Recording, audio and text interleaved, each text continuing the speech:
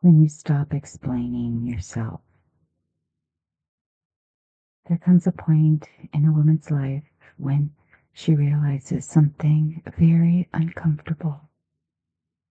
She has been explaining herself far too much, explaining her decisions, explaining her boundaries, explaining why she said no,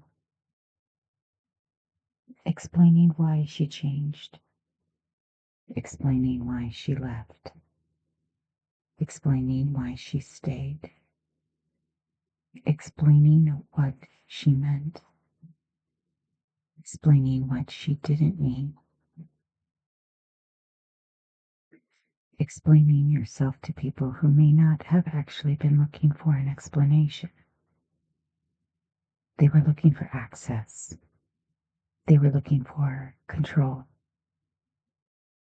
Or sometimes they simply wanted her to make her decision more comfortable for them.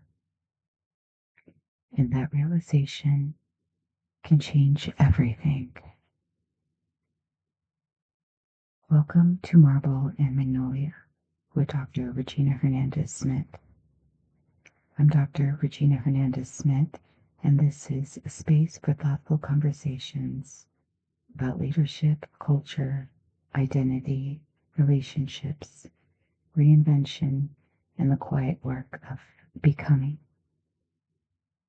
If you listened to our first episode, we talked about the idea that you don't have to be seen to be powerful. Today, I want to take that one step further. Because once you stop needing to be seen, you begin to stop needing to be understood by everyone. And that is a very different kind of freedom. For much of our lives, we're taught that being a good woman means being agreeable, be kind, be helpful, be understanding, be accommodating, explain yourself. Make sure everyone knows you had good intentions. Make sure everyone knows you didn't mean it that way. And there is nothing wrong with kindness. There is nothing wrong with consideration. But there is a difference between being considerate and being controlled by other people's reactions. That's the difference I want to talk about today. Think about the last time you made a decision that someone didn't like. Maybe you declined an invitation. Maybe you changed careers. Maybe you established a boundary. Maybe you stopped participating in something that you no longer felt healthy. Maybe you decided to pursue something that other people didn't understand. What happened next?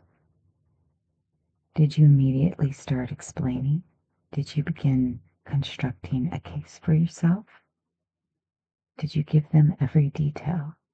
Did you try to make them agree with you? You walk away from the conversation wondering whether you had done something wrong simply because someone was disappointed. I've done it, and I think many women have. We sometimes believe that if we explain ourselves well enough, people will understand. But here's the thing. Understanding is not always the outcome. Sometimes people understand you perfectly well. They just don't agree with you. And those are not the same thing. You are allowed to make a decision that someone else wouldn't make. You are allowed to have a boundary that someone else doesn't like. You are allowed to change your mind. You are allowed to grow. You are allowed to become less available. You are allowed to choose differently than you did 5 years ago. And you don't have to turn every decision into a courtroom. You don't have to present evidence. You don't have to call witnesses.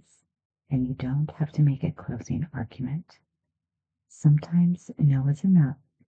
That doesn't work for me is enough. I've decided differently is enough. I'm not available for that is enough. And sometimes the most mature explanation is no explanation at all.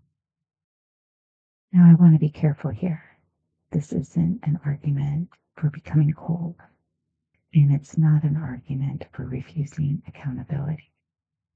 And it certainly isn't an excuse to treat people poorly. Healthy relationships require communication. Leadership requires communication. Families require communication. But communication should not become self-abandonment. That's the line.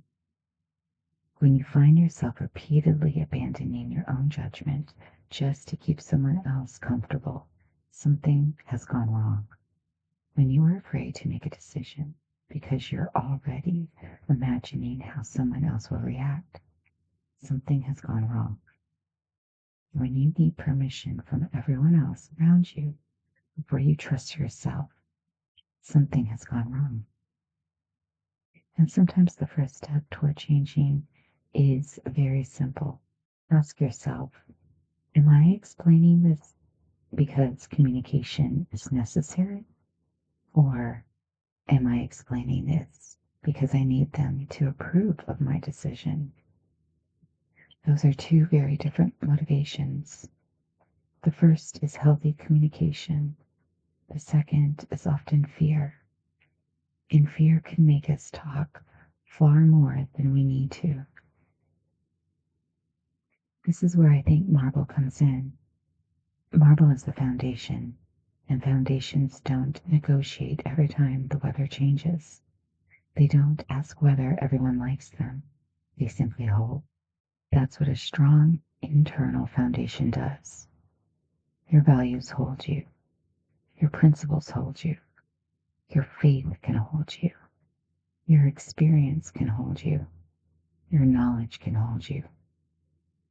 Your understanding of yourself can hold you. So when someone questions you, you don't immediately collapse. You listen, you reflect. You can even change your mind, but you don't automatically abandon yourself. That's foundation. That's Marble. And then there's Magnolia. Magnolia is culture.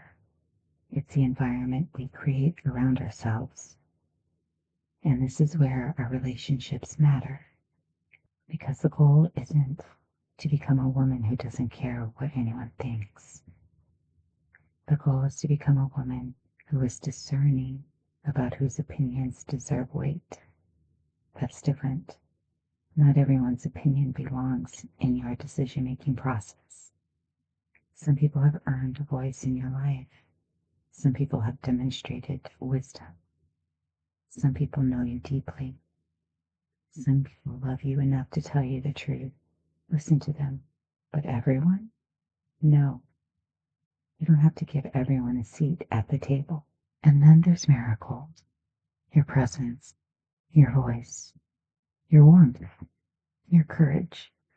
A part of you that steps into the world and says, this is who I am. Marigold doesn't mean being loud. It means being present. It means being willing to occupy your own life. And sometimes occupying your own life means allowing other people to be disappointed. That's hard, especially if you've spent years being the person who keeps everyone happy. But here's something I've learned. Someone else's disappointment does not automatically mean you've done something wrong. Let that settle for a moment. Someone else's disappointment does not automatically mean you've done something wrong. Sometimes they're disappointed because you finally said no. Sometimes they're disappointed because you changed.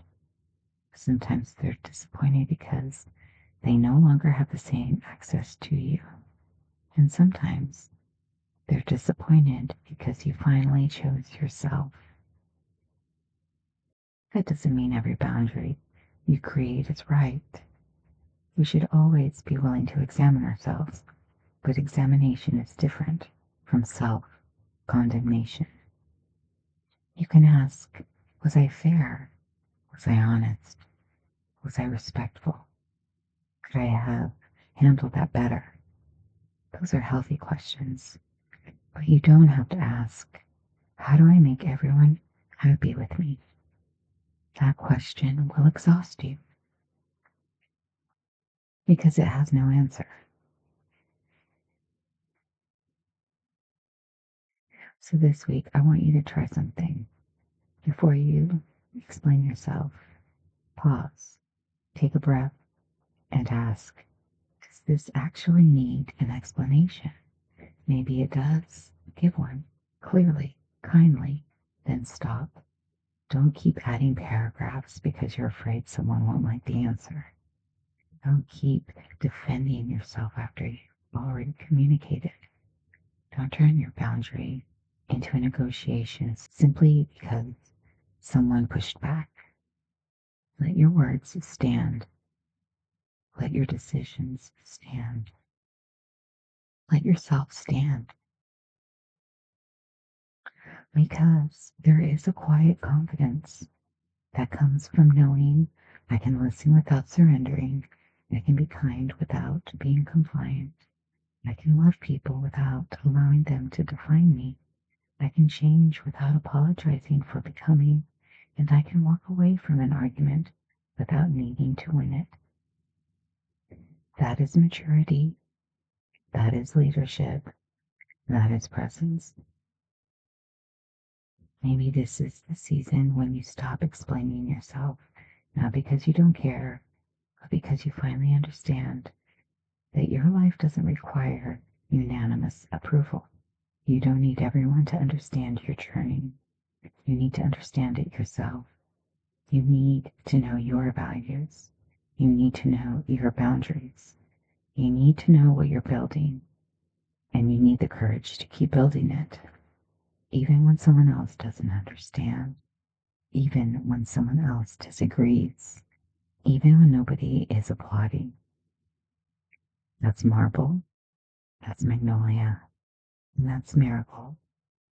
Foundation, culture, presence, and perhaps the most powerful thing you can say isn't, let me explain.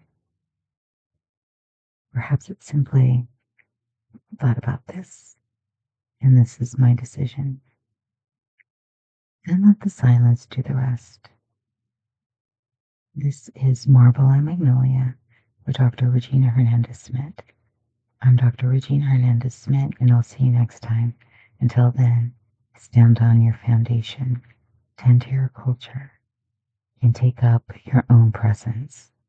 You don't have to explain yourself into being worthy. You already are.